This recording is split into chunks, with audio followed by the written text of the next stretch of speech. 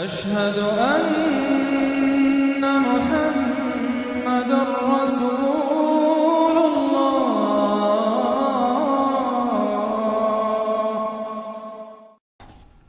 بسم اللہ الرحمن الرحیم. حامیم تنزیل الکتاب من اللہ العزیز الحکیم. یہ بیان کر چکا ہوں بالکل انہی الفاظ سے پچھلی سورت شروع ہوئی ہے. ما خلقنا السماوات والارض وما بینہما الا بالحق. وہاں فرمایا تھا کہ ہم نے آسمان اور زمین کھیل کے لیے نہیں بنائے. یہاں اس کو فرمایا ہم نے نہیں پیدا کیا آسمان اور زمین اور جو کچھ ان دونوں کے مابین ہے مگر حق کے لیے، حق کے ساتھ. یہ ایک مستحکم نظام ہے، یہ ایک پرپسفل کریشن ہے، بغیر کسی مقصد کے نہیں ہے. واجل مسمى، اور ایک اجل معین تک کے لیے. والذین کفروا عما انذروا معرضون. اور جن لوگوں نے کفر کیا ہے وہ جس چیز سے انہیں خبردار کیا جا رہا ہے اس سے وہ اعراض کر رہے ہیں. یہاں بھی دیکھیے تقدیم و تاخیر ہے. والذین کفروا معرضون عما انذروا. اصل ترتیب جملے کی یہ بنتی ہے، لیکن جیسا کہ میں نے شروع میں عرض کیا تھا جبکہ میں نے لیکچر دیے تھے تعارف قرآن پر، کہ قرآن مجید کے اندر ایک ردم ہے. یہ جو ایک معروف شاعری ہے، شاعری تو نہیں ہے، قرآن شعر نہیں ہے، لیکن جسے بلینک ورس کہا جاتا ہے. غالباً اس کا دنیا میں اگر رواج ہوا تو قرآن کی وجہ سے ہوا. قرآن بلینک ورس میں ہے، اس میں ایک ردم ہے، ایک فلو ہے، اور اس ردم کی وجہ سے پھر جملوں کے اندر تقدیم و تاخیر ہو جاتی ہے تاکہ وہ جو اس کا ایک صوتی آہنگ ہے وہ برقرار رہے. قل ارأیتم ما تدعون من دون اللہ ارونی ماذا خلقوا من الارض. اے نبی ان سے کہیے جن چیزوں کو تم پوچھتے ہو اور پکارتے ہو اللہ کے سوا، ذرا مجھے دکھاؤ انہوں نے کیا چیزیں پیدا کی ہیں زمین میں. ام لہم شرک فی السماوات، یا ان کے لیے کوئی اور شریکہ ہے آسمانوں میں. ایتونی بے کتاب من قبل ھذا، تو لاؤ میرے پاس کوئی کتاب جو اس سے پہلے نازل ہوئی ہو. او اثارۃ من علم، اور یا پھر کوئی روایت چلی آ رہی ہو علم کی بنیاد پر، دلیل کی بنیاد پر، منطق کی بنیاد پر. ان کنتم صادقین، اگر تم سچے ہو. ومن اضل ممن يدعو من دون الله من لا يستجيب له الى يوم القيامه. اور اس سے بڑھ کر ظالم کون ہوگا جو اللہ کے سوا پکار رہے ایسی چیزوں کو جو ان کی پکار سنتے ہی نہیں، قبول ہی نہیں کر سکتے قیامت کے دن تک. وهم عن دعائهم غافلون، وہ سنیں گے کیا، وہ تو ان کی دعا سے غافل ہیں، انہیں پتہ ہی نہیں کہ وہ دعا مانگ رہے ہیں. فرض کیجئے کہ کوئی کسی بڑے ولی اللہ کو پکار رہا ہے کہ میری مدد کے لیے آ جائیے. وہ اللہ کا بندہ کہاں ہے، علیین میں، اعلیٰ علیین میں ہے، کہاں ہے، اسے پتہ بھی نہیں کہ کوئی بے وقوف مجھے پکار رہا ہے اللہ کے نام بجائے اللہ کو پکارنے کے، کوئی فرشتے کو پکار رہا ہو. بس آگے اس سے اگلی دفعہ پڑھیں گے. وَإِذَا حُشِرَ النَّاسُ كَانُوا لَهُمْ أَعْدَاءً وَكَانُوا بِعِبَادَتِهِمْ كَافِرِينَ. صدق اللہ العظیم. ذکر ہو رہا تھا اس سورہ مبارکہ کی پچھلی آیات میں کہ ان سے بڑھ کر زیادہ گمراہ کون ہوگا جو اللہ کے سوا ایسی ہستیوں کو پکار رہے ہیں جو نہ ان کی دعا سنتے ہیں، نہ دعاؤں کو قبول کر سکتے ہیں قیامت تک، بلکہ وہ ان کی دعاؤں سے غافل ہیں، انہیں معلوم ہی نہیں ہے. وَإِذَا حُشِرَ النَّاسُ، جب لوگوں کو جمع کیا جائے گا، كَانُوا لَهُمْ أَعْدَاءً، وہ ان کے دشمن بن جائیں گے کہ تم نے ہمیں شرمسار کیا، ہماری شرمندگی کا تم سبب بن گئے، تم نے ہمیں اللہ کا مد مقابل بنا دیا. جیسے کہ حضور صلی اللہ علیہ وسلم نے ایک صحابی کو ٹوک دیا، وہ اپنے کسی گفتگو کے انداز میں، اور ظاہر بات ہے کہ ان کی نیت تو وہ نہیں تھی کہ حضور کو اللہ کے برابر کر دیں، لیکن الفاظ ایسے ان کی زبان سے نکلے، ما شاء اللہ و ما شئت، جو اللہ چاہے اور آپ چاہیں. اسی پر ٹوک دیا حضور نے، اجعلتنی للہ ندًا، کیا تم نے مجھے اللہ کا مد مقابل بنا دیا ہے. مشیت صرف اللہ کی ہے. تو یہ اولیاء اللہ، یہ فرشتے، یہ پیغمبر، اگر انہیں آپ نے اللہ کے برابر بنا دیا، ان کو پکار رہے ہیں، ان سے دعائیں کر رہے ہیں، تو یہ تو گویا کہ ان کے لیے شرمندگی کی بات ہوگی اللہ کے سامنے، تو وہ دشمن بنیں گے. وَإِذَا حُشِرَ النَّاسُ كَانُوا لَهُمْ أَعْدَاءً وَكَانُوا بِعِبَادَتِهِمْ كَافِرِينَ، اور وہ تو ان کی عبادت کا انکار کریں گے. وَإِذَا تُتْلَىٰ عَلَيْهِمْ آيَاتُنَا بَيِّنَاتٍ، اور جب انہیں سنائی جاتی ہیں پڑھ کر ہماری آیات بینات، قَالَ الَّذِينَ كَفَرُوا لِلْحَقِّ لَمَّا جَاءَهُمْ، تو یہ کافر کہتے ہیں اس حق کے بارے میں جو ان کے پاس آیا ہے، ھذا سحر مبین، یہ تو کھلا جادو ہے. ام یقولون افتراہ، کیا کہ اسے گھڑ لیا ہے، یعنی محمد صلی اللہ علیہ وسلم نے یہ قرآن خود تصنیف کیا ہے. قل ان افتریتہ فلا تملکون لی من اللہ شیئا. اے نبی ان سے کہہ دیجئے کہ اگر میں نے یہ گھڑ کر اللہ کی طرف منسوب کیا ہوتا تو تم مجھے اللہ کے پکڑ سے کچھ بھی نہیں بچا سکتے. یہ مضمون آئے گا آخری پارے میں لو تقول علینا بعض الاقاویل، بلکہ 29ویں پارے میں لاخذناہ بالیمین ثم لقطعنا منہ الوتین، کہ اگر بالفرض خدا نہ خواستہ اگر محمد صلی اللہ علیہ وسلم کوئی چیز گھڑ کر ہماری طرف منسوب کر دیں تو ہم ان کا داہنا ہاتھ پکڑیں گے اور پھر ان کی رگے جان کو کاٹ دیں گے۔ ظاہر بات ہے کہ یہ صرف اس میں جو غصہ ہے وہ ان لوگوں پر ہے جو کہہ رہے تھے۔ هو عالم بما تفیضون فیہ، اللہ تعالیٰ خوب جانتا ہے جن چیزوں میں تم لگے ہوئے، جو کچھ تم کہہ رہے ہو، جو تمہارا ظاہری قول ہے اس کو بھی جانتا ہے، اور جو تمہارے دل میں چھپا ہوا اسے بھی جانتا ہے۔ کفا بہ شہیدا بینی و بینکم، اور وہ کافی ہے بطور گواہ میرے اور تمہارے مابین، وہ جانتا ہے کہ میں اس کا رسول ہوں، اس نے میرے پاس وحی بھیجی ہے۔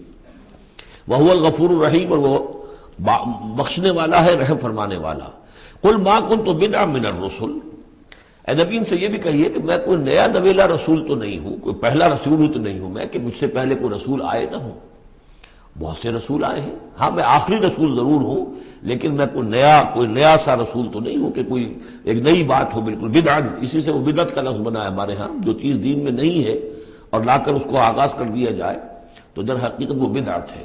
تو ما کنت بدعا من الرسول، جیسے کہ ہم سورہ آل عمران میں پڑھ آئے ہیں، وما محمد الا رسول قد خلت من قبلہ الرسل۔ اسی طریقہ سے عیسیٰ ابن مریم کے بارے میں آیا ہے علیہ الصلوۃ والسلام کہ عیسیٰ ابن مریم کیا ہے؟ رسول، اور ان سے پہلے بہت سے رسول گزرے ہیں۔ قل ما كنت بدعا من الرسل وما ادری ما يفعل بي ولا بكم، اور مجھے کچھ معلوم نہیں ہے کہ کیا کیا جائے گا میرے ساتھ اور کیا کیا جائے گا تمہارے ساتھ۔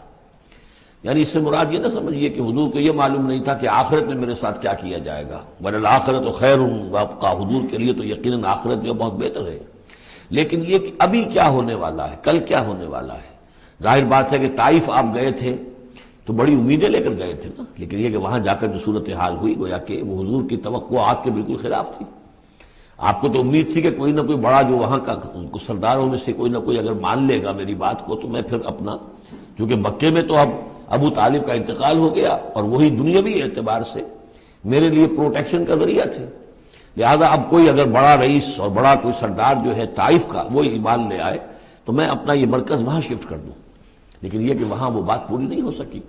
تو ما ادری ما یفعل بی ولا بکم، مجھے یہ معلوم نہیں ہے کہ کیا کیا جائے گا میرے ساتھ، کیا ہوگا اور کیا ہوگا تمہارے ساتھ۔ ان اتبع الا ما یوحی الیہ، میں تو بس پیروی کر رہا ہوں اس کی جو میری طرف وحی کی جا رہی ہے۔ وما انا الا نذیر مبین، اور میں نہیں ہوں مگر کھلا خبردار کر دینے والا، بس میری حیثیت تو یہ ہے۔ قل ارأیتم ان کان من عند اللہ وکفرتم بہ، اے نبی ان سے کہیے کہ ذرا غور کرو، سوچ لو، اگر ان کان من عند اللہ، جو چیز اللہ کی طرف سے آئی ہے یہ ہے واقعتاً اللہ کی طرف سے، وکفرتم بہ، اور تم نے اس کا کفر کیا، اس کا نتیجہ کیا نکلے گا؟ یعنی یہ کہ تم سوچو، امکان تو ہے نا، تم کہہ رہے ہو کہ میں نے گھڑ لی ہے، چلیے، حالانکہ دل میں تم جانتے ہو کہ یہ گھڑی بھی کتاب نہیں ہے، اگر گھڑی بھی کتاب ہوتی، انسان کی تصنیف ہوتی تو تم بھی اس کا مقابلہ کرتے، تمہیں چیلنج دیا گیا ہے کہ اس جیسی کتاب بنا لاؤ، اس جیسی ایک صورت ہی بنا لاؤ، تو تمہارے دل میں وہ بات نہیں ہے۔ لیکن سوچ لو ذرا کہ اگر یہ شے واقعتاً اللہ کی طرف سے ہے، قل ارأیتم ان کان من عند اللہ وکفرتم بہ، اور تم نے اس کا انکار کر دیا، وشہد شاہد من بنی اسرائیل علی مثلہ، اور گواہی دے چکا ہے ایک گواہ بنی اسرائیل میں سے ایک ایسی ہی کتاب کی۔ اصل میں اس میں کافی تفسیر کے اندر اقوال میں اختلاف ہے، اس سے مراد جو ہے عام مومنین اہل کتاب ہیں یا حضرت موسیٰ علیہ السلام، اس لیے کہ کتاب استثناء میں جو پیشن گوئی ہے اس میں یہ الفاظ ہیں کہ اے موسیٰ میں ان کے بھائیوں میں سے تیرے مثل ایک پیغمبر اٹھاؤں گا۔ کتاب استثناء کے 18ویں باب کی 18 اور 19ویں آیات ہیں یہ تورات کی، جو عہد نامہ قدیم ہے اس میں، تو گویا کہ مثل ہی، یعنی حضرت موسیٰ کی طرح کے محمد ہے، حضرت محمد کی طرح کے موسیٰ ہیں علیہ الصلوۃ والسلام، کیونکہ صاحب شریعت رسول ہے حضرت موسیٰ علیہ السلام۔ حضرت عیسیٰ صاحب شریعت نہیں ہے، صاحب کتاب ہے، انجیل دی گئی ہے، انجیل میں شریعت نہیں ہے، انجیل میں حکمت ہے، کل ہم پڑھ چکے ہیں جئتکم بالحکمہ، میں تمہارے پاس حکمت لے کر آیا۔ شریعت، قانون، یہ در حقیقت تورات میں تھی، حضرت موسیٰ علیہ السلام کو دی گئی، اور یا پھر محمد الرسول اللہ صلی اللہ علیہ وسلم کو قرآن دیا گیا اور یہ آخری اور کامل شریعت دی گئی۔ فآمن واستکبرتم، تو وہ تو ایمان لے آئے اور تم استکبار کر رہے ہو، یعنی یہود میں سے تو بہت سے علماء ایسے بھی تھے، بہت زیادہ نہیں لیکن تھے، عبداللہ ابن سلام رضی اللہ تعالیٰ عنہ بہت اہم ان کے علماء میں سے تھے، وہ ایمان لائے ہیں۔ تو وہ تو ایمان لے آئے، فاستکبرتم، اور تم استکبار میں اور گھمنڈ میں پڑے ہوئے ہو، ان اللہ لا یہدی القوم الظالمین، اللہ ظالموں کو ہدایت نہیں دیتا۔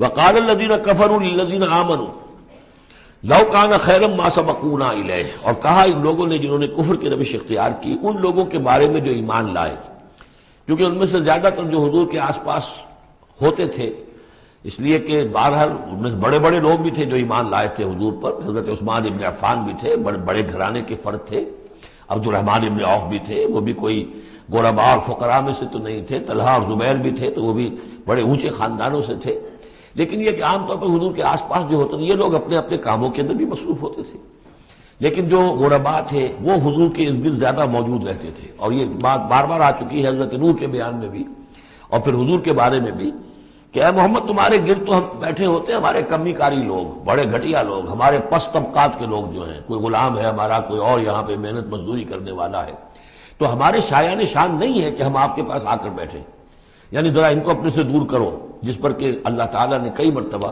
یہ فرمایا کہ اے نبی آپ ان کی بات پر نہ جائیے، اور کہیں ان اہل ایمان کو کہ جو صبح و شام اللہ کو پکارتے ہیں اور اللہ کی رضا جوئی میں لگے ہوئے ہیں، ان کو کہیں آپ اپنے سے دور نہ کر دیں، اگر ایسا آپ کریں گے تو یہ ظلم ہو جائے گا۔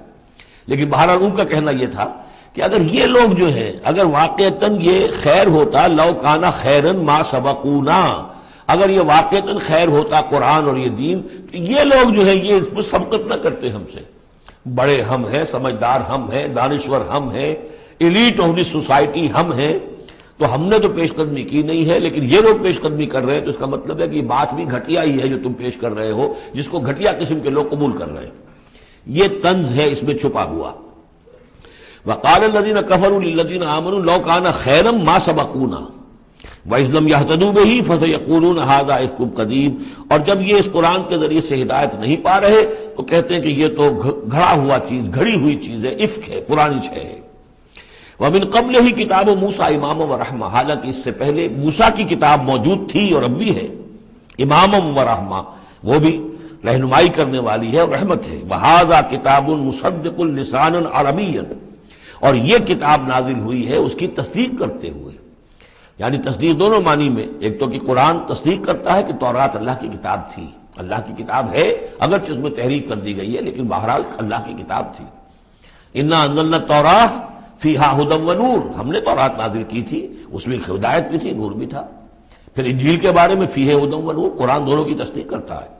دوسری یہ کہ تورات میں اور انجیل میں جو پیشین گوئیاں تھیں ان کا مصداق بن کر قرآن آیا ہے، تو قرآن مصدق ہے لساناً عربیاً، اور بڑی ہی عمدہ فصیح اور بلیغ عربی زبان میں ہے، لِيُنذِرَ الَّذِينَ، تاکہ خبردار کر دیں ان لوگوں کو ظلموا، جنہوں نے کہ کفر کی روش اختیار کی، خبردار کر دینے کی ذمہ داری ہے، اور اسی لیے یہ جو آسان زبان میں ہم نے اس کو اتارا ہے تاکہ ہر شخص تک یہ بات پہنچ جائے۔ وَبُشْرَىٰ لِلْمُحْسِنِينَ، اور جو ایمان اور اسلام اور احسان کی روش اختیار کریں ان کے لیے یہ بشارت بن جائے۔ ان الذين قالوا ربنا الله ثم استقاموا فلا خوف عليهم ولا هم يحزنون، یقیناً وہ لوگ، یہ وہی الفاظ آ گئے جو سورہ حمیم سجدہ میں آئے تھے، جنہوں نے کہا ہمارا رب اللہ ہے پھر اس پر جم گئے، اور میں نے عرض کیا تھا وہ پھر دوبارہ عرض کر رہا ہوں کہ استقامت میں قیامت مضمر ہے، جنہوں نے کہا ہمارا رب اللہ ہے پھر اس پر جم گئے، یعنی پھر راضی برضائے رب رہنا، اسی پر توکل کرنا، اسی کی رضا جوئی کو اپنی زندگی کا مقصد بنانا، پھر اس کی اطاعت کرنا، اس کے احکام کی پابندی کرنا، اور اس کے جملہ جو بھی اس نے ذمہ داریاں عائد کی ان کو پورا کرنے کے لیے تن من دھن لگا دینا، یہ سب استقامت میں شامل ہے۔ استقامت کے معنی کیا ہے؟ جیسے کہ میں نے آپ کو بتایا تھا کہ حضور سے ایک صاحب نے یہ پوچھا، بلکہ کہا، فرمائش کی کہ مجھے تو کوئی ایک بات ایسی بتا دیجئے جس سے میں پلے باندھ لوں، میں زیادہ لمبی چوڑی باتیں نہیں سمجھ سکتا۔ حضور نے فرمایا قل آمنت باللہ ثم استقم، کہو کہ میں ایمان لایا اللہ پر پھر جم جاؤ، ٹھک جائے تمہارا دل اس کے اوپر کہ واقعتاً پالن ہار وہی ہے، پروردگار وہی ہے، حاجت روا وہی ہے، مشکل کشا وہی ہے، اور وہ ہماری دعاؤں کا سننے والا وہی ہے۔ پھر یہ کہ اسی کے لیے انسان ہمتاً اپنے آپ کو وقف کر دے، ان صلاتی و نسکی و محیای و مماتی للہ رب العالمین۔ ان الذین قالوا ربنا اللہ ثم استقاموا فلا خوف علیہم ولا هم یحزنون، یہ استقامت والے جو ہی تو اولیاء اللہ ہو گئے نا، پھر جیسے کہ ہم نے سورہ یونس میں پڑھا تھا، الا ان اولیاء اللہ لا خوف علیہم ولا هم يحزنون الذین آمنوا وكانوا يتقون، جو ایمان لائے اور اس پر مستقیم ہو گئے، قائم ہو گئے، جازم ہو گئے، اور وہی تو اللہ کے ولی ہیں، وہی اللہ کے دوست ہیں، ان کے لیے نہ کوئی خوف ہے نہ وہ کسی حزن سے دوچار ہوں گے۔ اولئک اصحاب الجنت خالدین فیہا، وہ جنت والے لوگ ہیں، اس میں رہیں گے ہمیشہ ہمیش، جزاء بما كانوا يعملون، اور یہ جزا ہوگا ان کے اعمال کا۔ یہ بات کئی دفعہ میں نے واضح کی ہے کہ بندے کو یہ سمجھنا چاہیے، اور یہی بندے کہیں گے جنت میں داخل ہونے کے بعد بھی کہیں گے اللہ کے نیک بندے کہ ہماری یہ طاقت نہیں تھی، صلاحیت نہیں تھی کہ ہم اپنے بل پر اور اپنے اعمال کے بل پر یہاں جنت میں داخل ہو سکتے، یہ اللہ کا فضل ہے۔ الحمدللہ الذی ہدانا لہذا وما كنا لنہتدی لولا ان ہدانا اللہ، کل شکر اس اللہ کا جس نے ہمیں یہاں داخل کیا اور ہمیں پہنچا دیا یہاں تک ہماری رہنمائی فرما دی، اور ہم ہرگز ہدایت نہ پا سکتے اگر اللہ ہی ہمیں ہدایت نہ دیتا۔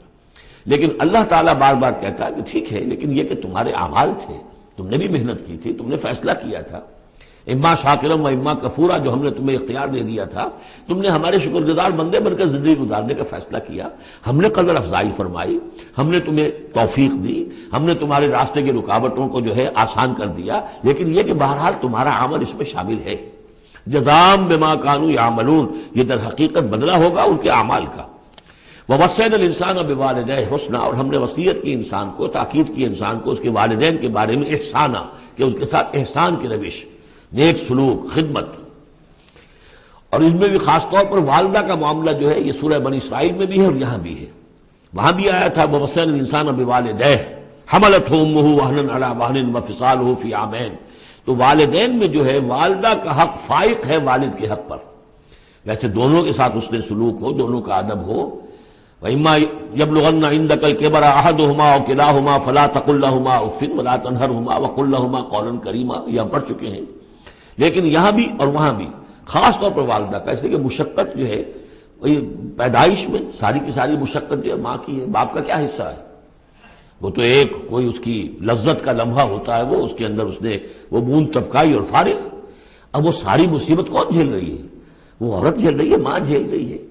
سارا پریگننسی کا دور جو ہے اس میں ابتدائی دور جو ہے اس میں اسے جی بتلا رہا ہے، الٹیاں آ رہی ہیں، چیزوں سے نفرت ہو رہی ہے، پھر جب بوجھل ہو گئی ہے، جسم بوجھل ہو گیا ہے، بوجھ اٹھائے ہوئے ہے، پھر وضع حمل کی مشقتیں ہیں، وہ درد ذہ ہے، پھر اس کو دودھ پلانا ہے 2 سال تک، اس کے جو اس کو گند ہے اس کو صاف کرنا ہے، پوتڑے دھونے ہیں، یہ سارے کام کون کر رہا ہے؟ ماں کر رہی ہے۔ باپ کا تو اس میں حصہ ڈائریکٹ نہیں انڈائریکٹ ہے کہ بہرحال وہ کمائی کرتا ہے، پرووائڈ کرتا ہے، یہ بات دوسری ہے، لیکن جو مشقت ماں کی ہے، اسی لیے حدیث میں آتا ہے کہ ایک صحابی نے حضور سے سوال کیا کہ میرے حسن سلوک کا سب سے اولین مستحق کون ہے؟ آپ نے فرمایا تمہاری والدہ۔ انہوں نے پوچھا پھر ان کے بعد کون؟ فرمایا پھر تمہاری والدہ۔ تیسری مرتبہ پھر کون؟ حضور پھر والدہ تمہاری۔ چوتھی مرتبہ جب اس نے پوچھا ان کے بعد کون، تو آپ نے فرمایا تمہارے والد۔ یعنی والدہ کا حق جو ہے وہ والد کے حق پر، یہ ہے اخلاقی حق۔ قانونی حق والد کا زیادہ ہے، اگر سیپریشن ہو جائے گی تو اولاد والد کی ہے، قانونی حق اس کا زیادہ ہے، لیکن اخلاقی حق، خدمت کا حق، اور جنت جس کے پاؤں تلے ہے وہ باپ نہیں ماں ہے۔ جنت جو ہے وہ تو اس کے قدم تلے تحت اقدام الامہات، اس حوالے سے اخلاقی مقام جو ہے وہ عورت کا زیادہ ہے، ماں کا زیادہ ہے۔ فرمایا حملتہ امہ کرہا ووضعتہ کرہا، اس کی ماں نے اسے اٹھائے رکھا اپنے پیٹ میں تکلیف جھیل کر، اور پھر اس کو وضع حمل ہوا، اس کو جنا تکلیف کے ساتھ، وحملہ وفصالہ 30 شہرا، اور اس کا یہ حمل اور پھر دودھ پلانا یہ لگ بھگ جو ہے 30 مہینے ہوتے ہیں۔ حتی اذا بلغ اشدہ، یہاں تک کہ جب وہ اپنی پوری قوت کو پہنچتا ہے، بلوغت کو پہنچتا ہے، اور یہاں سے بلوغت سے مراد جو ہے وہ نفسیاتی بلوغت ہے، ذہنی اور نفسیاتی بلوغت۔ ایک جسمانی بلوغت ہوتی ہے، وہ تو 16 17 18 اس سال کے اندر آدمی جو ہے وہ پورا بالغ ہوتا ہے، لیکن جسمانی بلوغت نہیں، یہاں جو ہے 40 برس کا ذکر آ رہا ہے۔ حتی اذا بلغ اشدہ وبلغ 40 سنۃ، جب وہ 40 برس کا ہو جاتا ہے۔ سائیکولوجیکل میچورٹی جو ہے انسان کی وہ 40 برس کی ہے، یہی وجہ ہے کہ 40 برس ہی کی عمر میں جو بھی نبوت جو ہے وہ ملتی تھی، حضور کو بھی 40 برس کی۔ فلما بلغ 40 سنۃ حبب الیہ الخلا فکان یخلو بغار حرا، ایک حدیث ہے بڑی پیاری جس کی راویہ ہیں ام المومنین حضرت عائشہ صدیقہ رضی اللہ تعالیٰ عنہ، جس میں فرمایا انہوں نے کہ حضور نے مجھے بتایا کہ جب میری عمر 40 برس کے قریب ہوئی تو مجھے خلوت گزرنی محبوب ہو گئی، تنہائی میں بیٹھ کر، اور پھر آپ جا کر کئی دن کئی راتیں جو ہے غار حرا میں آپ تنہا رہتے تھے، خلوت گزری، پھر وہیں پر وہی کا آغاز ہوا ہے۔ تو 40 برس کی عمر، اگرچہ استثناءات ہیں، حضرت یحییٰ کے بارے میں ہم پڑھ چکے ہیں سورہ مریم میں، آتیناہ الحکم صبیہ، بچپن ہی میں اللہ نے انہیں حکمت عطا فرما دی، اور ان کو جو بھی وہ میچورٹی ہے اللہ نے بہت ابتدائی عمر میں عطا فرما دی۔ حضرت عیسیٰ کا معاملہ بھی ایسا ہی ہے، لیکن عام قاعدہ قانون وہی ہے 40 برس کا۔ حتیٰ اذا بلغ اشدہ وبلغ 40 سنة قال رب اوزعنی ان اشکر نعمتک التی انعمت علی وعلی والدی، تو وہ کہتا ہے کہ میرے پروردگار مجھے اس کی میری قسمت یہ بنا دے، یہ میرا نصیب فرما دے، مجھے اس کی توفیق دے کہ میں شکر ادا کر سکوں تیرے انعامات کا جو مجھ پر ہوئے اور میرے والدین پر ہوئے، وان اعمل صالحا ترضاہ، اور یہ کہ میں ایسے عمل کروں اچھے جو تجھے پسند آئیں، جنہیں تو پسند کرے، واصلح لی فی ذریتی، اور پھر یہ کہ میرے لیے میری اولاد کے لیے بھی، اولاد میں بھی میرے لیے بہتری پیدا کر دے۔ ایک تو یہ ہوتا ہے کہ اصلح لی ذریتی، میری اولاد کو اصلاح کر دے، انہیں صالح بنا دے، لیکن یہاں پہ انداز جو ہے ذرا دیکھیے، اصلح لی فی ذریتی، اس لیے کہ اولاد صالح ہوگی تو اس کا فائدہ مجھے بھی پہنچے گا، اس لیے کہ اگر اولاد جو ہے وہ صالح ہے اور نیک ہے تو اس سے یقیناً انسان جو ہے وہ دعائیں کریں گے، استغفار کریں گے، اور ان کے جو اعمال صالحہ ہیں، چونکہ باپ نے کوئی تربیت اچھی دی تھی تو ان کے اعمال صالحہ سے بھی اس کے اپنے حساب کے اندر بھی ادراج ہوتا رہے گا نیکیوں کا۔ تو اصلح لی فی ذریتی، میری ذریت میں، میری نسل میں میرے لیے اصلاح فرما دے، یعنی ان کی اصلاح فرما جس سے کہ خود مجھے بھی فائدہ پہنچے۔ اسی بالکل یہی مفہوم ہے کہ جو ہم نے سورہ الفرقان میں پڑھا ہے، وَجْعَلْنَا لِلْمُتَّقِينَ إِمَامًا، مراد یہ کہ ہماری اولاد کو متقی بنا، تاکہ ان کی جو ہم از خود ان کے آگے چلنے والے ہیں، ان کے امام ہیں، وہ ہمارے فالوورز ہیں، ہمارے پیچھے چلنے والے ہیں، اور قیامت میں ایسا ہوگا حشر میں آدمی اٹھیں گے اور ان کے پیچھے ان کی نسلیں چلی آ رہی ہیں، تو ہمارے پیچھے آنے والے ہیں وہ نیک ہوں، متقی ہوں۔ وَاصْلِحْ لِي فِي ذُرِّيَّتِي إِنِّي تُبْتُ إِلَيْكَ، میں تیری جناب میں توبہ کرتا ہوں، رجوع کرتا ہوں، وَإِنِّي مِنَ الْمُسْلِمِينَ، اور یقیناً میں تیرے فرما برداروں میں سے ہوں۔ اولئک الذین نتقبل عنہم احسن ما عملوا، یہ وہ لوگ ہیں جن سے ہم ان کے بہترین اعمال قبول فرمائیں گے، ونتجاوز عن سیئاتہم، اور اگر کوئی خطائیں ہوں گی، کوئی چیز ان کے اندر کمزوری کا پہلو بھی ہوگا، ہم اس سے درگزر فرمائیں گے۔ فی اصحاب الجنہ، اور پھر یہ اصحاب الجنہ میں ہوں گے، جنت والوں میں شامل ہو جائیں گے۔ وعد الصدق الذی کانوا یوعدون، یہ سچا وعدہ ہے جس کا کہ ان سے وعدہ کیا جاتا تھا۔ اب اس کے برعکس سے کردار ہے، یہ تو یہ کہ ایک صالح بیٹا ہے، اور وہ جب اپنی پوری میچورٹی کو پہنچا ہے اور بلوغ کو پہنچا ہے نفسیاتی اور ذہنی اعتبار سے، تو اس کا طرز عمل تو یہ ہے جو آ گیا، رب اوزعنی ان اشکر نعمتک التی انعمت علی وعلی والدی وان اعمل صالحا ترضاہ واصلح لی فی ذریتی۔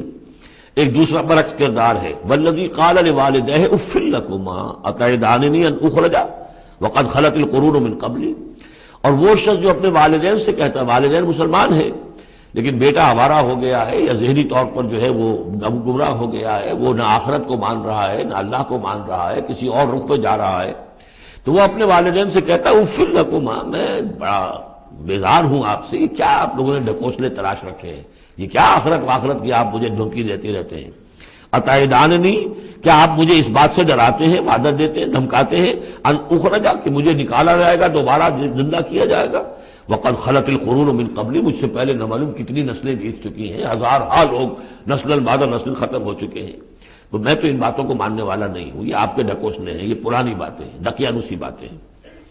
وہما یستغیثان اللہ ویلک آمن، اور وہ دونوں ماں باپ جو ہے بیچارے وہ نیک، وہ دعائی دے رہے ہیں اللہ کی کہ اللہ کے بندے، ویلک، تباہی ہو تیری، خرابی ہو تیری، آمن، ایمان لا، مان ان باتوں کو، ان وعد اللہ حق، یقیناً اللہ کا وعدہ سچا ہے۔ فیقول ما ھذا الا اساطیر الاولین، وہ کہتا ہے نہیں نہیں نہیں، میں نہیں مانتا، نہیں یہ تو نقلیں ہیں، پرانی کہانیاں ہیں جو پچھلوں سے نقل ہوتی چلی آ رہی ہیں۔ اولئک الذین حق علیہم القول، یہ وہ لوگ ہیں کہ جن پر اللہ کی بات سچی ہو گئی، یعنی مستحق ہو گئے اللہ کے کلمہ عذاب کے، فی امم قد خلت من قبلہم، اور انہی قوموں کے اندر وہ بھی پھر شامل کر دیے جائیں گے جو ان سے پہلے گزر چکی ہیں، من الجن والانس، جنات میں سے بھی اور انسانوں میں سے بھی، انہم کانوا خاسرین، یقیناً وہی لوگ ہیں خسارے والے، برباد ہونے والے۔ وَلِكُلٍّ دَرَجَاتٌ مِّمَّا عَمِلُوا، اور سب کے لیے درجے اور مقامات معین ہوں گے ان کے اعمال کے اعتبار سے۔ وَلِيُوَفِّيَهُمْ، اور تاکہ اللہ تعالیٰ پورا ان کے اعمال، وَلِيُوَفِّيَهُمْ أَعْمَالَهُمْ وَهُمْ لَا يُظْلَمُونَ، پورا ان کو دے دے گا ان کے اعمال کا بدلہ، اور ان پر کوئی ظلم نہیں ہوگا، کوئی حق تلفی نہیں ہوگی۔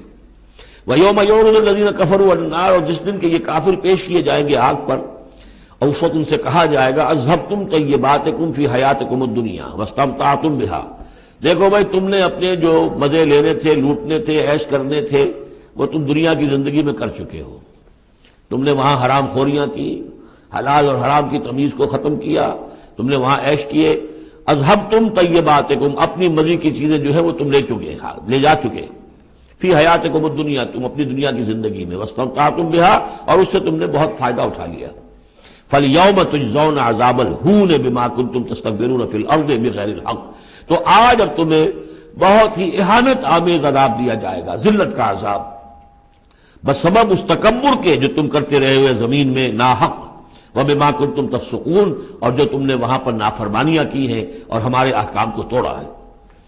وَاذْكُرْ أَخَا عَادٍ، اور ذرا تذکرہ کیجئے اخا عاد، عاد قوم عاد کے بھائی کا، یعنی حضرت ہود علیہ الصلوۃ والسلام، اذ انذر قومہ بالاحقاف، جبکہ انہوں نے اپنی قوم کو خبردار کیا احقاف میں۔ یہ احقاف کا علاقہ تھا، بالکل جنوبی ساحل جو ہے عرب کا، جزیرہ نما عرب کا، اس کے ساتھ، اور اب وہاں پر بہت ہی سخت قسم کا، وہ بدترین قسم کا صحرا ہے احقاف۔ وقد خلت النذر من بین یدیہ ومن خلفہ، ان سے پہلے بھی، ان کے سامنے بھی اور بہت سے خبردار کرنے والے آئے تھے۔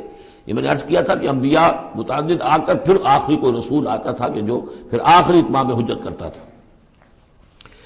اللہ تعبدوا الا اللہ، انہوں نے یہی دعوت دی تھی کہ مت پوجو کسی کو سوائے اللہ کے۔ انی اخاف علیکم عذاب یوم عظیم، مجھے اندیشہ ہے تمہارے اوپر، تمہارے بارے میں کہ ایک بڑے دن کا عذاب تم پر آئے گا۔ قالوا اجئتنا لتافکنا عن آلہتنا، انہوں نے کہا کہ کیا تم اس لیے آئے ہو اے ہود کہ تم ہمیں اپنے معبودوں سے برگشتہ کر دو؟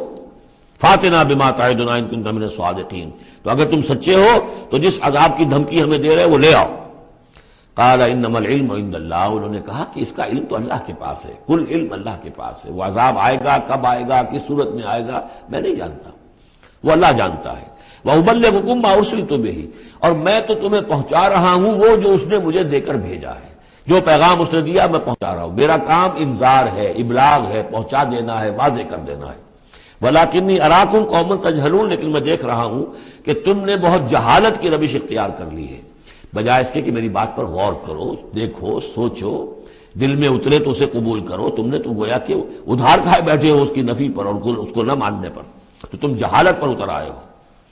فلما رآہ عارضا مستقبل اودیتہم، تو عذاب الہی جب آیا، اس کے آثار جب آئے تو وہ ایک ایسی صورت میں تھے کہ جو ہے کہ بادل آ رہے ہیں، تو جب دیکھا انہوں نے اس کو، یعنی عذاب کو، رآہ ہو، یہ وہ عذاب کے لیے ضمیر ہے، عارضا کہ اس کو ہم نے ایک ابر کی صورت میں بھیجا، مستقبل اودیتہم، جو ان کی وادیوں کی طرف چلا آ رہا تھا، سامنے آ رہا تھا۔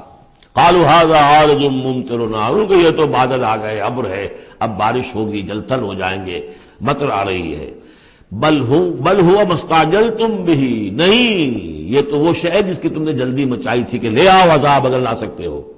ریح فیہا عذاب علیم، وہ ایک جھکڑ تھا جس کے بارے میں آئے گا سورۃ الحاقہ میں کہ سخر علیہم سبع لیال وثمانیۃ ایام، 7 رات اور 8 دن مسلسل وہ جھکڑ چلا ہے۔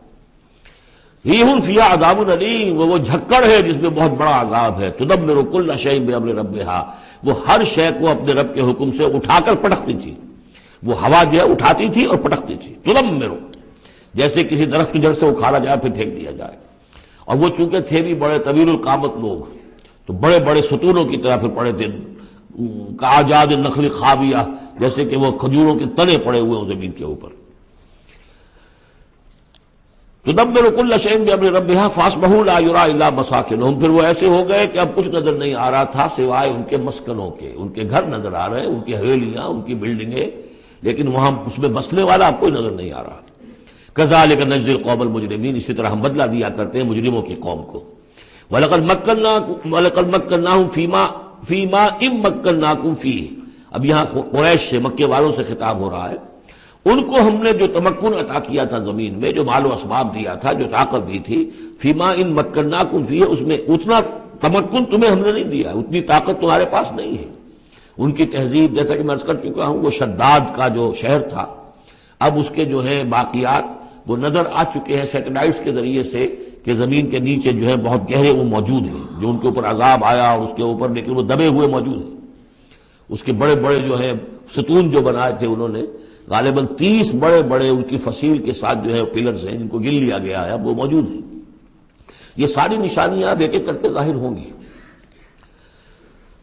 وَلَقَدْ مَكَّنَّاهُمْ فِي مَاءٍ مَكَّنَّاكُمْ فِيهِ، ہم نے وہ چیزیں انہیں دی تھی کہ جو اے قریش تمہیں نہیں دی، ہم نے ان کو تمہیں وہ تمکن نہیں دیا۔ وَجَعَلْنَا لَهُمْ سَمْعًا وَأَبْصَارًا وَأَفْئِدَةً، ہم نے ان کے لیے بھی ہم نے انہیں سماعت کان بھی دیے تھے، وابصارن آنکھیں بھی دی تھی، افئدہ بھی دیے تھے، دل اور عقل بھی دی تھی۔ فما اغنى عنهم سمعهم ولا ابصارهم ولا افئدتهم من شيء، تو کچھ کام نہیں آئے ان کے، نہ تو ان کی سماعت، ان کی بصارت، نہ ان کے دل یا عقلیں میں کسی شے میں انہیں نہیں بچا سکے۔ اذ كانوا يجحدون بآيات الله، جبکہ وہ انکار کرتے رہے اللہ کی آیات کا۔ وحاق بهم ما كانوا به يستهزئون، اور ان کو گھیر لیا اور ان پر الٹ پڑی وہی چیزیں جن کا کہ وہ مذاق اڑایا کرتے تھے۔ وَلَقَدْ أَهْلَكْنَا مَا حَوْلَكُم مِّنَ الْقُرَىٰ، اور ہم نے تو ہلاک کیا ہے بہت سی بستیوں کو جو تمہارے ہی ارد گرد آباد تھیں۔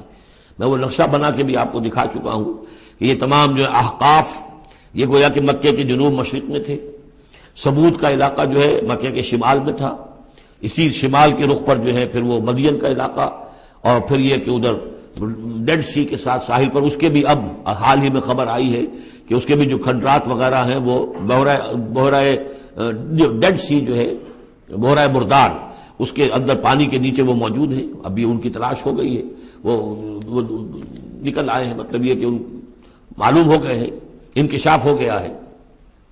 تو فرمایا وَلَقَدْ أَهْلَكْنَا مَا حَوْلَكُم مِّنَ الْقُرَىٰ، ہم نے بہت سی بستیوں کو، شہروں کو ہلاک کیا جو تمہارے ارد گرد ہی تھی۔ وَصَرَّفْنَا الْآيَاتِ لَعَلَّهُمْ يَرْجِعُونَ، اور اسی طرح ہم نے پھیر پھیر کر ان کو یہ آیات اپنی سنائی ہے تاکہ وہ رجوع کریں، پلٹیں، لوٹیں۔ فَلَوْلَا نَصَرَهُمُ الَّذِينَ اتَّخَذُوا مِن دُونِ اللَّهِ قُرْبَانًا آلِهَةً، تو کیوں نہ مدد کی ان ہستیوں نے جنہیں انہوں نے اللہ کے سوا سمجھا تھا کہ یہ معبود ہیں جو اللہ کی طرف ہم اللہ سے ہمیں قریب کر دیں گے، ہمیں تقرب اللہ کا ہمارا ضرورت ہمیں جو ہے وہ درجے حاصل کر دیں گے، اس کا ذریعہ بن جائیں گے۔ بل ضلوا عنہم، جب وہ عذاب کا وقت آیا وہ سب گم ہو گئے، ہوا ہو گئے، خواب تھا جو کچھ کو دیکھا، جو سنا افسانہ تھا۔ وذالک افکہم، یہ تو اصل میں ان کی من گھڑت باتیں تھیں، ان میں حقیقت تو تھی ہی نہیں۔ وما کانوا یفترون، اور جو کچھ بھی افطرا وہ کر رہے تھے وہ تھا۔ وَإِذْ صَرَفْنَا، اب وہ واقعہ آ رہا ہے جس کا میں نے آج شروع میں تذکرہ کیا تھا، اور حضور صلی اللہ علیہ وسلم، اور یہ واقعہ جو ہے جبکہ حضور گئے تھے طائف، اور طائف سے جب واپس آ رہے تھے تو آپ نے نخلا، ایک مقام ہے وادی نخلا، اس میں چند دن قیام کیا مکے جانے سے پہلے۔ اور چونکہ دل گرفتہ تو بہت تھی جب آپ طائف سے واپس آئے ہیں، طائف میں جو کچھ بیتی تھی وہ آپ کو معلوم ہے۔ بہرحال وہاں آپ فجر کے وقت ایک روز نماز فجر کی پڑھ رہے تھے اور قرآن مجید پڑھ رہے تھے، اس میں قرآن الفجر ہم پڑھ آئے ہیں، فجر کی نماز میں طویل قرات ہوتی ہے۔ تو ایک امام، ایک مقتدی، امام تھے حضور صلی اللہ علیہ وسلم، اور مقتدی تھے حضرت زید بن حارثہ، آپ کے منہ بولے بیٹے، آپ کے آزاد شدہ غلام۔ اس وقت یہ ہے کہ وہاں سے گزر ہوا کچھ جنوں کی ایک جماعت کا، وہ ٹھہر گئے، ٹھٹک کر کھڑے ہوئے، اور وہ سنتے رہے قرآن، حضور پڑھ رہے ہیں وہ سن رہے ہیں۔ تو اس پر وہ ایمان لائے، اور پھر جا کر اپنی قوم میں انہوں نے فوراً تبلیغ شروع کر دی۔ تو یہ بات ہمارے لیے بڑی عبرت کی بات ہے کہ جنات کی ایک جماعت نے ایک ہی دفعہ قرآن سنا، ایمان بھی لے آئے اور فوراً مبلغ بن گئے اس کے۔ لیکن ہم جو ہے سنتے ہیں اور ایک کان سے سن کر دوسرے کان سے نکال دیتے ہیں، ہماری زندگیوں میں کوئی تبدیلی نہیں آتی۔ تو بڑا قابل غور ہے یہ مقام قرآن مجید کا۔ وَإِذْ صَرَفْنَا إِلَيْكَ نَفَرًا مِنَ الْجِنِّ، اور جب کہ ہم نے آپ کی طرف متوجہ کر دیا اے نبی جنوں کی ایک جماعت کو، یستمعون القرآن، کہ وہ قرآن سننے لگے۔ فلما حضروہ، جب وہاں وہ پہنچے، قالوا انصتوا، انہوں نے کہا چپ ہو جاؤ، خاموش رہو، سنو، توجہ سے سنو۔ اب دیکھیے جو بات قرآن مجید میں آئی ہے، وَإِذَا قُرِئَ الْقُرْآنُ فَاسْتَمِعُوا لَهُ وَأَنصِتُوا، معلوم ہوتا ہے کہ یہ وہ ان جنات میں سے تھے کہ جو طبعاً نیک تھے، شریف تھے، اس اعتبار سے ان کے اندر وہ جو مادہ تھا وہ موجود تھا، بلکہ آگے چل کر معلوم ہوگا کہ وہ حضرت موسیٰ علیہ السلام کے ماننے والے تھے، ان پر گویا کہ وہ اہل کتاب جنات تھے۔ تو انہوں نے جب سنا تو بڑی توجہ کے ساتھ جو ہے وہ سننے لگے، اور کہا خاموش ہو جاؤ، سنو توجہ سے۔ فلما قضی، تو جب وہ آپ کی قرات ختم ہو گئی، ولوا الی قومہم منذرین، تو فوراً اپنی قوم کی طرف پلٹے انہیں خبردار کرنے کے لیے۔ اور کیا کہا انہوں نے؟ قالوا یا قومنا انا سمعنا کتابا انزل من بعد موسیٰ، معلوم ہوا موسیٰ کے ماننے والے تھے. اے ہماری قوم کے لوگوں، ہم نے سنا ہے، ہم نے کتاب سنی ہے جو نازل ہوئی ہے اب موسیٰ کے بعد. کتاب جو نازل ہوئی ہے موسیٰ کے بعد وہ قرآن ہی ہے. اگرچہ ہم مانن کہہ دیتے ہیں عرفاً، وہ انجیل کو بھی کتاب، لیکن کتاب کا لفظ میں نے بارہا آپ کو بتایا ہے کہ شریعت کے لیے آتا ہے. کتاب قوانین کے لیے آتا ہے. کتب علیکم کتب علیکم کتب علیکم. نماز بھی ہے کتابا موقوتا، عدت کے لیے آیا حتی یبلغ الکتاب اجلہ. تو شریعت کے احکام کے لیے جو ہے وہ اصل میں یہ لفظ خاص ہے. تو تورات چونکہ شریعت کی حامل تھی اور قرآن پھر شریعت دوسری جو آئی ہے موسیٰ کی شریعت کے بعد وہ شریعت محمدی ہے صلی اللہ علیہ وسلم. ورنہ ظاہر بات ہے کہ ان کے علم میں ہوگا کہ حضرت عیسیٰ بھی آئے اور وہ ایک کتاب تو لائے، لیکن یہ کہ اس میں شریعت نہیں. قالوا یا قومنا انا سمعنا کتابا انزل من بعد موسیٰ مصدقا لما بین یدیہ، اور یہ تصدیق کرتے ہوئے آئی ہے اس کی جو اس کے سامنے موجود ہے، یعنی تورات. یہدی الی الحق، اور یہ رہنمائی کر رہی ہے حق کی طرف. وَإِلَىٰ طَرِیقٍ مُسْتَقِیم، اور ایسے راستے کی طرف جو بالکل سیدھا ہے. صراط مستقیم، صراط بھی راستہ، طریق بھی راستہ، سبیل بھی راستہ، سواء سبیل سیدھا راستہ، صراط مستقیم سیدھا راستہ، طریق مستقیم. یا قومنا اجیبوا داعی اللہ، اے ہماری قوم کے لوگوں، اللہ کی طرف پکارنے والے کی پکار پر لبیک کہو، مانو، ایمان لاؤ. وآمنوا بہ یغفر لکم من ذنوبکم، تو ان پر ایمان لاؤ تاکہ اللہ تعالیٰ جو ہے تمہارے گناہوں کو بخش دے. وَيُجِرْكُم مِّنْ عَذَابٍ عَلِيمٍ، اور تمہیں بچا دے عذاب علیم سے، دردناک عذاب سے. وَمَن لَّا يُجِبْ دَاعِيَ اللَّهِ فَلَيْسَ بِمُعْجِزٍ فِي الْأَرْضِ، اور جو نہیں لبیک کہتا اللہ کی طرف پکارنے والے کی پکار پر، تو وہ پھر فَلَيْسَ بِمُعْجِزٍ، وہ اللہ تعالیٰ کو ہرا نہیں سکے گا، شکست نہیں دے سکے گا زمین میں. وَلَيْسَ لَهُ مِن دُونِهِ أَوْلِيَاء، اور نہیں ہوں گے اس کے لیے کوئی ایسے اس کے رفیق اور اس کے پشت پناہ اور مددگار جو اسے اللہ کی پکڑ سے بچا سکے. أُولَٰئِكَ فِي ضَلَالٍ مُّبِينٍ، یہ لوگ تو گویا کہ کھلی گمراہی کے اندر ہوں گے. اب یہ بات جو ہے جیسا کہ میں نے اس کے تو قابل غور ہے ہمارے لیے. اب ظاہر بات ہے کہ داعی جب تک نبوت کا سلسلہ جاری تھا وہ اللہ کے نبی ہوتے تھے. اب حضور کے بعد اب داعی جو ہوں گے وہ امت میں سے ہوں گے. کوئی اٹھے گا اللہ کا بندہ، پھر دین کی دعوت دے گا، پھر قرآن کی طرف بلائے گا، پھر لوگوں سے کہے گا کہ آؤ چلو اس راستے پر چلو، اللہ کے دین کا راستہ یہ ہے. اقامت دین کی جد و جہد میں لگو، اس کے لیے اپنے تن بندھن لگاؤ. ان صلاتی و نسکی و محیایا و مماتی للہ رب العالمین. اب نبی تو کوئی نہیں آئے گا سوائے ان کے جو دجال ہیں، جھوٹے نبی ہیں جنہوں نے دعوے کیے ہیں، وہ تو چھوڑ دیجیے ان کو. لیکن نبی نہیں آنے والا، نبوت کا دروازہ بند ہو چکا. لیکن دعوت اللہ کا دروازہ بند نہیں ہوا ہے، اس کا سلسلہ بند نہیں ہوا، بلکہ اب تو اس امت کے ذمے بحثیت مجموعی کو ذمہ داری لگا دی گئی. وَكَذَلِكَ جَعَلْنَاكُمْ أُمَّةً وَسَطًا لِتَكُونُوا شُهَدَاءَ عَلَى النَّاسِ وَيَكُونَ الرَّسُولُ عَلَيْكُمْ شَهِيدًا. تمہارے ذمے ہے. كُنتُمْ خَيْرَ أُمَّةٍ أُخْرِجَتْ لِلنَّاسِ تَأْمُرُونَ بِالْمَعْرُوفِ وَتَنْهَوْنَ عَنِ الْمُنكَرِ وَتُؤْمِنُونَ بِاللَّهِ. أَوَلَمْ يَرَوْا أَنَّ اللَّهَ الَّذِي خَلَقَ السَّمَاوَاتِ وَالْأَرْضَ وَلَمْ يَعْيَ بِخَلْقِهِنَّ، کیا انہوں نے دیکھا نہیں، غور نہیں کیا؟ وہ اللہ جس نے آسمانوں اور زمین کی تخلیق فرمائی اور وہ تھکا نہیں، ہارا نہیں اس سے، ان کی تخلیق سے. یعنی جیسے کہ سورہ قاف میں ہم پڑھیں گے افعینا بالخلق الاول، کیا ہم عاجز آ گئے ایک دفعہ بنانے کے بعد؟ ہماری ساری جو بھی کریٹو ایکٹیویٹی تھی اور کریٹو پوٹینشیل ہمارا ختم ہو گیا، ایگزاسٹ ہو گیا، ہم دوبارہ نہیں بنا سکتے تمہیں. تو لم یا بخلقہن، وہ عاجز نہیں آ گیا ان کی تخلیق سے. اب اس کی جو خلاقی کی قوت ہے وہ ختم نہیں ہو گئی ہے. بقادر علی ان یحیی الموتى، تو کیا وہ قادر نہیں ہوگا اس پر کہ مردوں کو زندہ کر دے؟ بلا، کیوں نہیں، انہ علی کل شیء قدیر، یقیناً وہ ہر چیز پر قادر ہے. ویوم یعرض الذین کفروا علی النار، اور جس روز کے پیش کیے جائیں گے یہ کافر آگ پر، الیس ھذا بالحق، اس وقت سوال کیا جائے گا یہ ہے حق، یہ حقیقت ہے یا نہیں؟ تم ڈھکوسلا کہتے تھے، تم کہتے تھے کہ ایسی ہمیں دھونس دی جا رہی ہے، کوئی جہنم وغیرہ نہیں، کوئی حساب کتاب نہیں، کوئی جزا و سزا نہیں، کوئی باس بادل موت نہیں. الیس ھذا بالحق، کیا یہ حقیقت نہیں ہے؟ قالوا بلا وربنا، وہ کہیں گے کیوں نہیں، ہمارے پروردگار تیری قسم یہ حق ہے. قال فذوقوا العذاب بما كنتم تکفرون، تو اللہ فرمائے گا اب چکھو اس عذاب کا مزہ اپنے اس کفر کی پاداش میں جو تم کرتے رہے. فاصبر، اب آخری بات حضور سے، فاصبر کما صبر اولو العزم من الرسل، اے محمد صلی اللہ علیہ وسلم آپ بھی صبر کیجئے جیسے کہ ہمارے اولو العزم رسول آپ سے پہلے صبر کرتے رہے. یہ اولو العزم من الرسل عام طور پر خیال ہے کہ 5 ہیں، بعض حضرات 7 شمار کرتے ہیں، حضرت ہود حضرت صالح کو بھی شامل کرتے ہیں، لیکن 5 پر چونکہ اسی سلسلہ سور کی صورت ہے سورہ شورى جس میں 5 کا ذکر ہے۔ شرع لکم من الدین ما وصى به نوحا والذی اوحینا الیک وما وصینا به ابراہیم وموسیٰ وعیسیٰ۔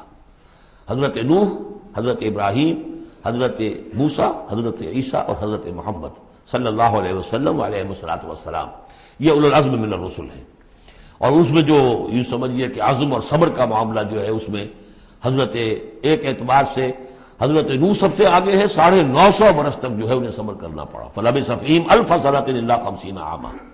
اور ایک ذاتی تکلیف اس میں حضرت ایوب علیہ السلام، ان کو جو کوفت ذاتی تکلیف، بیماری، نہایت ہی تکلیف دہ بیماری، تو اس میں ان کا صبر ایوب اس اعتبار سے مشہور ہے۔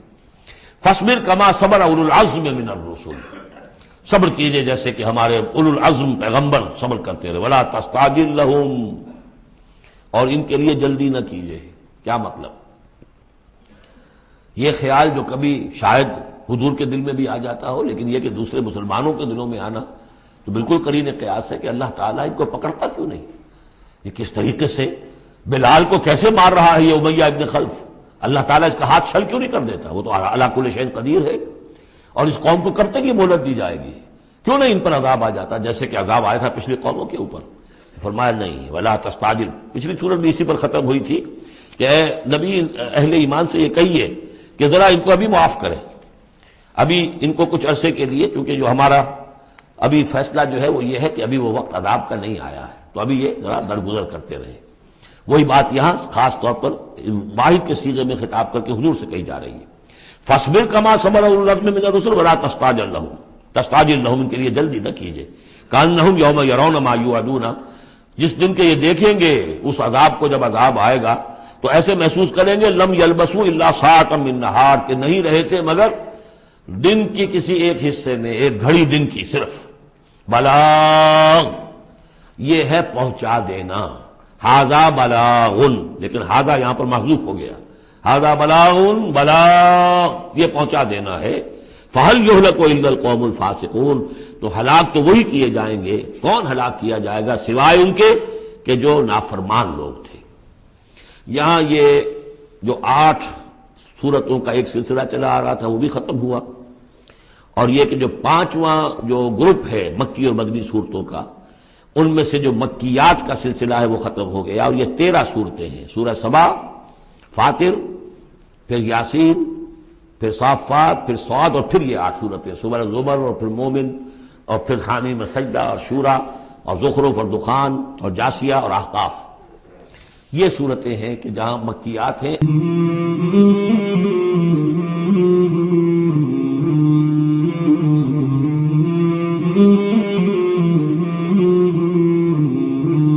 مولاي صل وسلم